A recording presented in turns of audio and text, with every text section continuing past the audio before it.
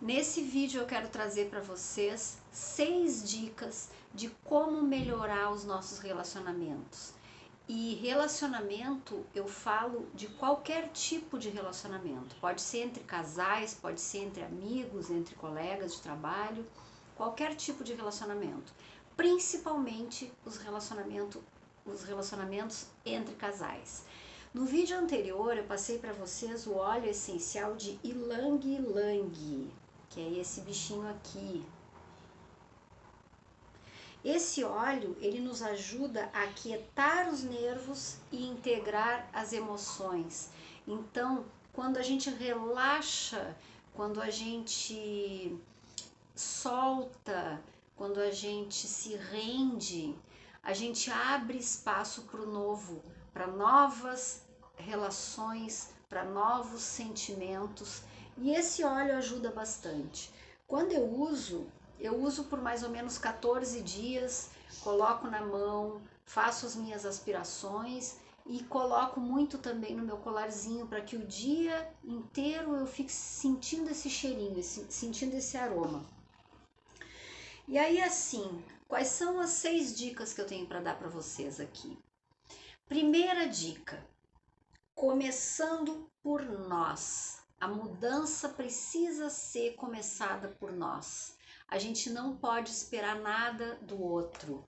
Então, assim, a gente precisa deixar para trás a criança e o adolescente e olhar o relacionamento com maturidade. Eu vou trazer para vocês aqui, depois eu mostro esse livro é maravilhoso do Bert Hellinger, que ele fala aqui numa parte de relacionamento que é o seguinte: o relacionamento de um casal é a vida em sua plena realização. A criança e mais tarde o adolescente desenvolve-se nessa direção. Essa é a meta e esse desenvolvimento é acompanhado de grande expectativa, o que se justifica, pois o relacionamento bem-sucedido de um casal é a época culminante da vida. No entanto, a transição ao relacionamento de casal e à paternidade implica uma renúncia à infância e à juventude. Com o relacionamento, transpõe-se um limiar e não se pode mais voltar atrás. A infância e a juventude se acabam. Uma das dificuldades no relacionamento de um casal consiste em que se deseja salvar a juventude levando-a para o relacionamento. Qualquer desenvolvimento humano sempre significa transpor um limiar. Então é isso que eu quero dizer com deixar para trás a criança e o adolescente. Muitas vezes a gente traz para o nosso relacionamento aquelas dores de criança, aquelas birras de adolescente. E aí isso aí é uma parte que tem que deixar para trás, tem que curar isso no momento que a gente percebe que isso está chegando. Segundo passo, segunda dica: desenvolver a empatia. Só um pouquinho, vamos abrir aqui.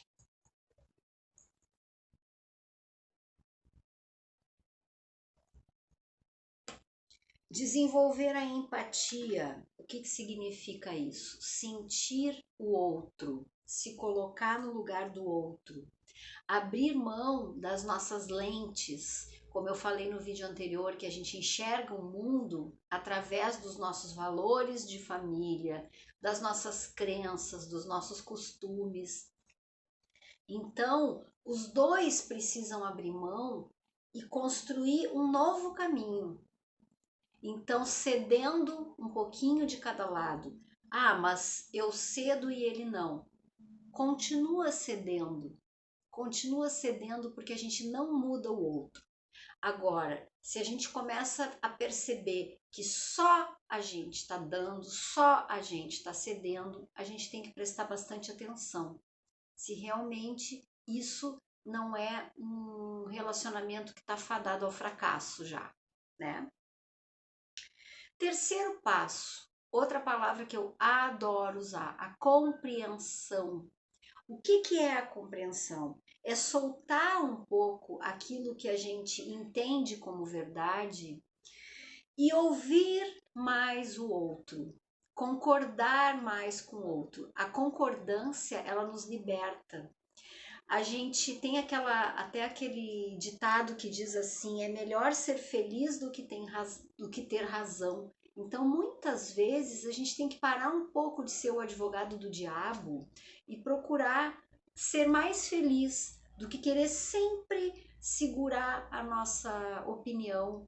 Então, estar mais disponível para compreender o outro também é libertador. Quarto passo, colocar o amor em ordem. Porque Bert Hellinger falava muito que não adianta só o amor precisa estar em ordem. E qual é a ordem do amor? Aí tem que ir lá para o primeiro ou segundo vídeo, terceiro, quarto, não me lembro direito, que eu passei já nas nossas aulas, onde a gente precisa colocar o amor em ordem. E as 3 leis do amor, as 3 leis que a gente coloca o amor em ordem, é o pertencimento, a hierarquia e o equilíbrio entre o dar e o receber. Então, o que significa isso? O pertencimento. Quando a gente fala em relacionamento, o pertencimento inclui a gente olhar para a família do outro, olhar para o clã do outro, né? Incluir todos no nosso coração. Por quê? Esse nosso par, ele é formado por metade pai e metade mãe. Se a gente não aceita um dos elementos, a gente não aceita o próprio par. Então, é muito interessante que a gente olhe com muito carinho para os pais do nosso par.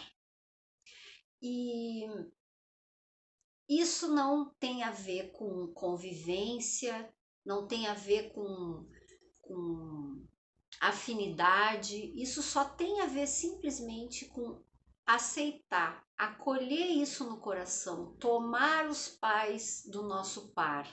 Isso é super importante, olhar com olhos de amor, com olhos de sem julgamento, né? Com o coração aberto, com o coração vulnerável.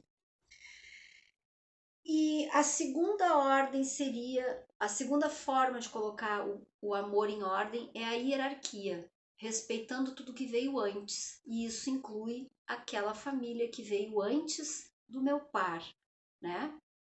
E também assim, por exemplo, colocar tudo o que aconteceu antes na nossa vida em ordem, em hierarquia. Aquilo que veio antes precede aquilo que veio depois. Isso vai mudar um pouquinho à medida que a gente começa, por exemplo, a ter um relacionamento mais firme com uma pessoa.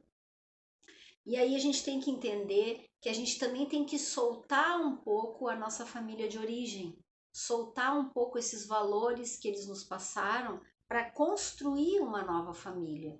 A partir do momento que a gente constrói essa nova família, esta vai ter prioridade da nossa família de origem, mas sempre respeitando aquilo que veio antes, sempre honrando aquilo que veio antes.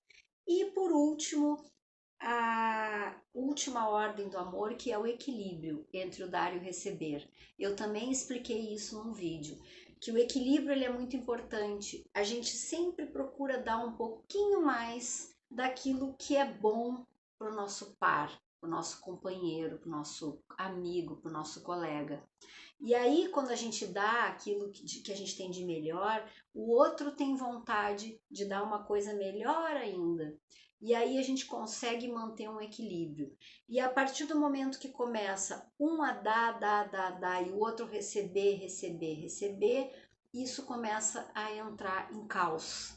Então vocês têm que sempre observar quem está dando mais, quem está só recebendo. Mas isso, nessa regra do equilíbrio, a gente tem que observar bastante subjetivamente, porque às vezes uma pessoa que está dando uma coisa que a gente está enxergando como sendo uma coisa tão pequena, para outra pessoa é uma coisa grandiosa. Então isso é muito subjetivo. Isso a gente precisa analisar o que é grande para um e o que é pequeno, né? A gente precisa observar o esforço de cada um em querer crescer junto, tá? A gente precisa transformar o amor que adoece em amor que cura, porque para quem não sabe, o amor ele também pode ser desgovernado. O amor também pode ser, como é que a gente diz assim? Ele pode destruir relações. O amor não é sempre positivo se a gente não tem uma ordem, né? Tem que ter ordem, tem que ter organização. A quinta dica é observar a projeção. Então, quando a gente começa a falar muito no outro, o que o outro está fazendo para mim? O que o outro disse para mim? Por que eu não consigo fazer? Porque o outro não deixa eu fazer. Então, quando a gente está usando muito essa palavra, o outro, quando a gente está se referindo muito aos outros, a gente precisa virar o espelho para nós. Essa projeção, ela é muito explicada dentro da psicanálise como sendo assim, tudo aquilo que me incomoda no outro está dentro de mim.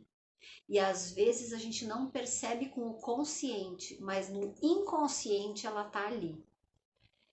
Pode ser de uma outra forma, pode ser com uma outra maquiagem, mas ela está ali. O que me incomoda no outro está dentro de mim.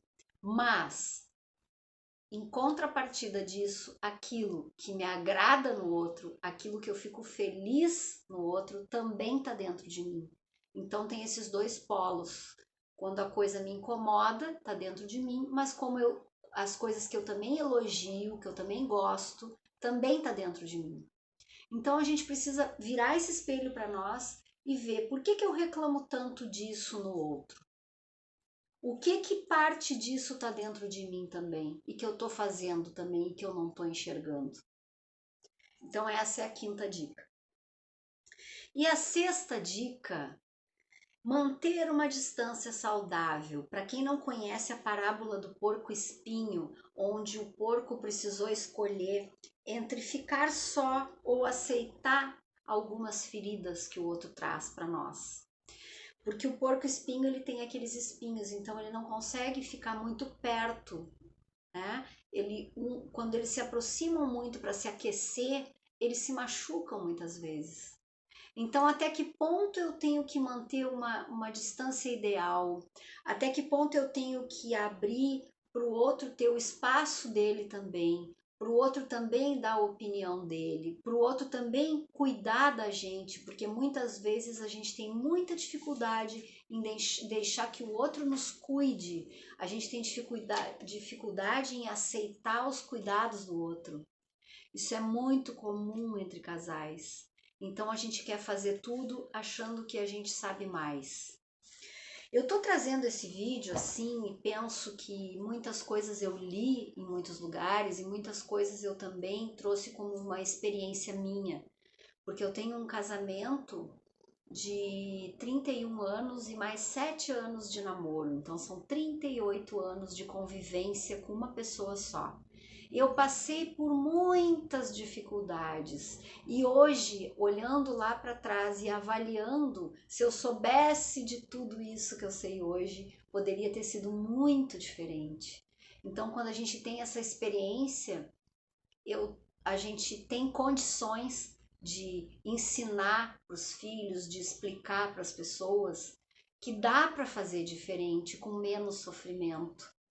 Então foi isso que eu quis trazer aqui para esse vídeo de vocês, para vocês entenderem que a gente consegue organizando a vida, fazendo de uma forma menos sentimental e mais cuidadosa, observando, como Bert Hellinger gostava muito de dizer, fenomenologicamente, o que serve, o que o meu corpo sente como mais confortável, o que o outro pode me dar de melhor, o que o outro vai estar me tirando demais. Então a gente tem que perceber esses relacionamentos, porque a gente conhece as pessoas nos primeiros momentos de encontro. A gente já sente no corpo se aquilo vai ser realmente bom ou se aquilo vai nos dar trabalho. Percebam no início dos relacionamentos como acontece isso assim. A gente já vê que aquilo está fluindo com mais tranquilidade, com mais leveza, ou que desde o início aquilo já pesou. E eu fui teimosa e segui adiante e fui levando, e depois na hora de uma separação, como é mais difícil quando aquilo já está mais enraizado. Então a gente tem que prestar atenção para isso. No próximo vídeo eu vou passar para vocês um exercício de constelação que a gente pode fazer com os relacionamentos, tá bom? Até lá então!